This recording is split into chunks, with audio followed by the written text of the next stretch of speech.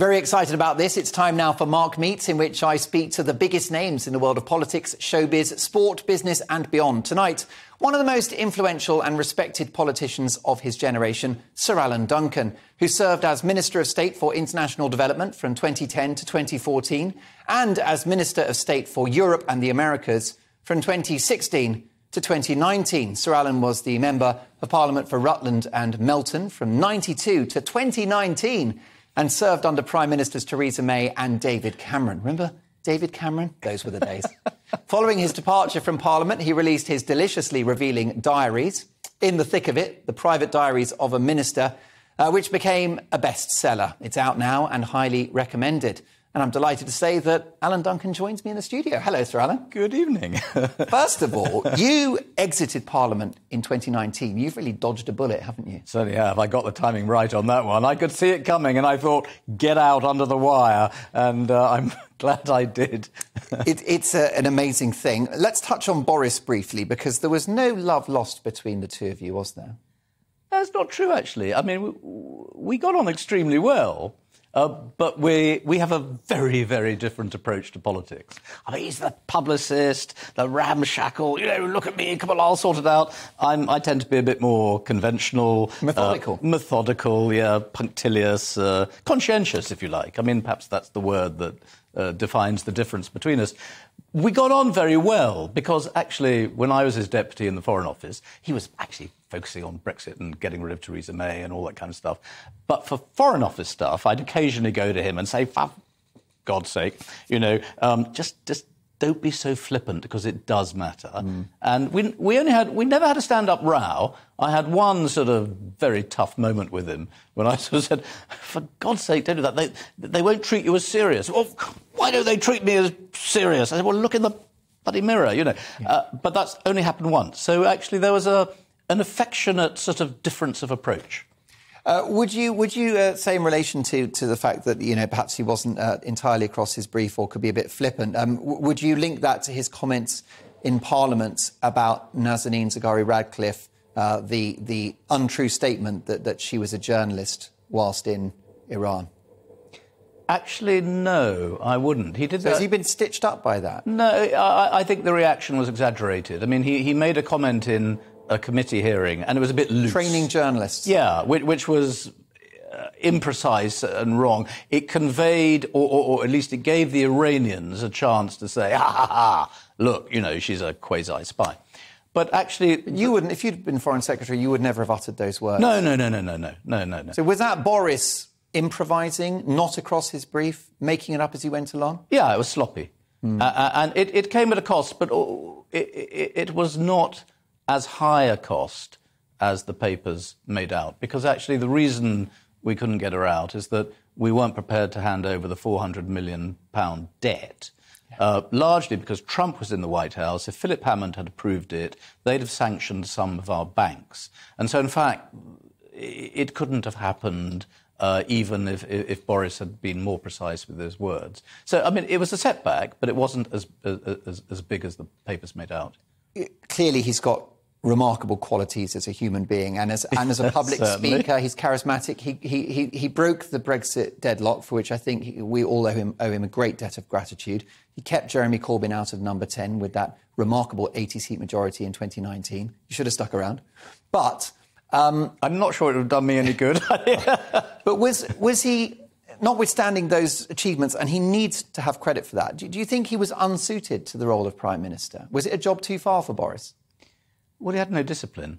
I mean, he had the massive power of public appeal, and, of course, he seized on a single issue which cut across the blue-red divide. So in that sense, it was a remarkable political achievement. The other half of the country would argue that, although they're delighted to have a Conservative government, the legacy of Brexit is negative rather than positive. That debate's going to go on for a long time. And my view is, as soon as we can move to a political discourse which doesn't mention Brexit but looks at the future of our economics, our social policy, it'll be better. I don't want to destroy your raison d'etre, but, I think it's better if we do. We want to move on. Yeah, I think we've got to move on, particularly because of Ukraine and economic pain. That is obviously something we've got to confront. Your question was about Boris. I think that his lack of discipline was inevitably a flaw in his character, which was going to make his prime ministership vulnerable. And whereas some people say he was a great mayor, he had good advisors and all that kind of stuff, I think partly because of the Brexit climate in which he was working, which was very, very divisive and very polarising, it didn't allow him to be, if you like, captured by people around him, which would have made him a better prime minister. But there's another issue which you've been going on about tonight, which, again, I think we need to move on from, but where I would give him very high marks, is COVID. I mean, can you imagine Jeremy Corbyn or Theresa May galvanising the country to take action on COVID? OK, you don't like lockdown, but nonetheless, that was the judgment. And only his force of personality, I think, could have done that. Well, he pushed back against the excesses of Sage. And, of course, he led Britain, led Britain out of COVID, the first European country to really lift all COVID restrictions. And the vaccine stuff was good. I think credit where it's due, that we would have had longer and harsher lockdowns under Prime Minister Keir Starmer, and God knows where we'd be with Jeremy Corbyn. Dead. We would. We'd be dead one way or another. Basically, this studio would be lit with candles, and we'd be singing the red flag is flying here. So, what about the new incumbent, Rishi Sunak? Is it night and day? Has this guy got the skill set with which to be a great prime minister? Look, I think the last few years have been, if you like, the politics of Brexit shockwaves. Everything's been bouncing off one wall or another. Be it Theresa May, Boris Johnson, Liz Truss. And these shockwaves are actually referendum shockwaves, which have, of course, deeply divided the Conservative Party. And the governing party that is divided is at serious risk of not being able to govern. And as of the moment, now, everyone thinks Labour's an automatic shoo-in. And if that is not arrested or somehow reversed, we're going to have a one-party state. If people say, to hell with the Conservatives, let's just go for Starmer, he looks all right these days, you're going to have a 250 Labour majority, and a year later we'll think, oh, my God, what have we done? Because the people behind Starmer are so appalling. With Rishi... plenty of Corbynite MPs who have not left the parliamentary party. And a lot of people who have just not equipped to be members of Parliament, let alone ministers. But let me answer your question. I mean, politics is 90% luck. And Rishi hit the jackpot when Sajid Javid resigned over the Cummings issue. So suddenly, bing, there he was. And he's got a very sort of interesting experience. I mean, a lot of his sort of background in some ways, sort of school, university, business, I thought, a bit like mine in some ways. So I feel some sort of identity with him.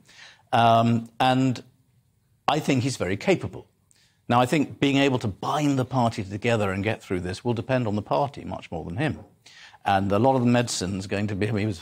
families of pharmacists, they give out medicine. A lot of this is going to be nasty medicine, is inevitable. And it would have been inevitable whatever had happened with Liz Truss, although I think that the problem with that, it has exaggerated the cost, it sort of amplified the cost, and also it means that people think, can't blame Putin for that anymore. We're going to blame Kwasi and Truss. So the political cost is actually almost impossible to repair.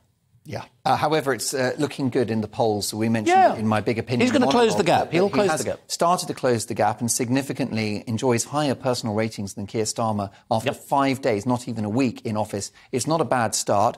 What about you? You were, as you mentioned, very successful in the oil industry before you went into politics. What were you thinking? I mean, you could have made a fortune and had a quiet life.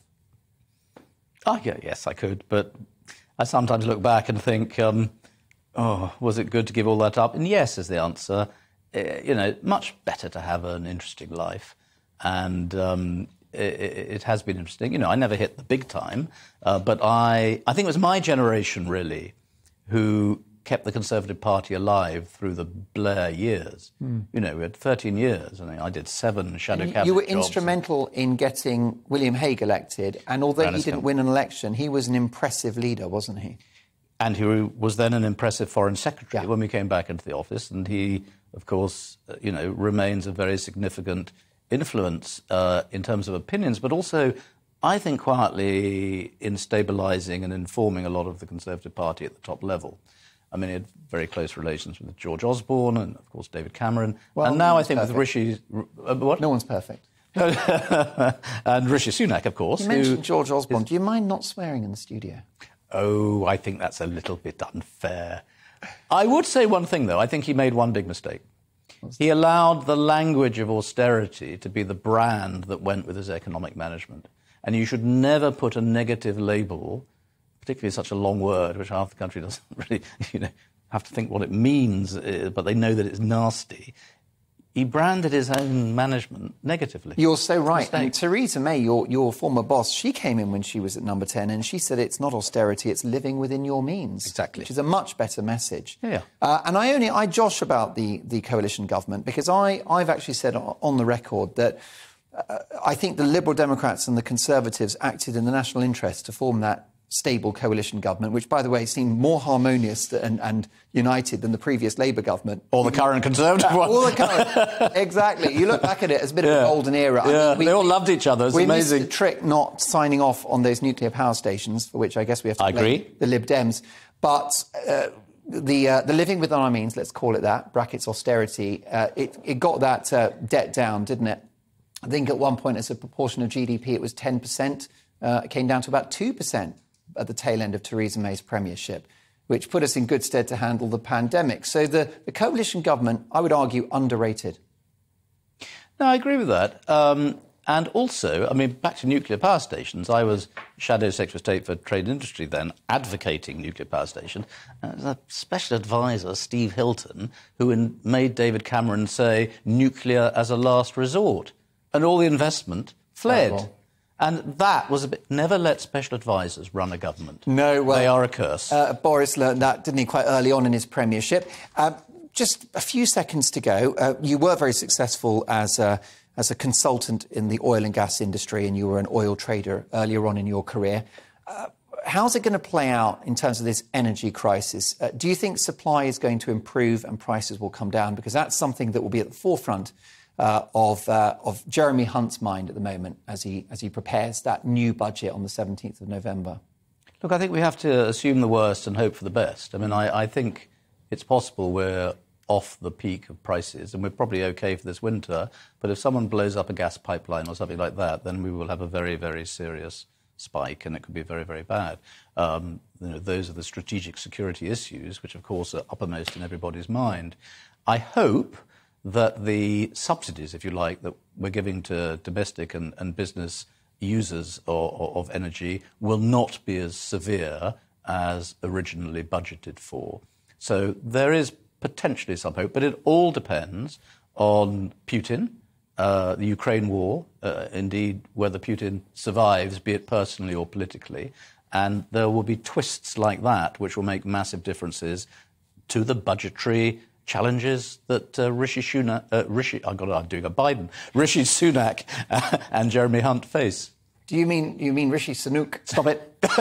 let's not fall into that trap. Sir Alan Duncan, a thrill to have you in the studio. I do hope you'll come back and see us again soon. Be a pleasure. Thank you.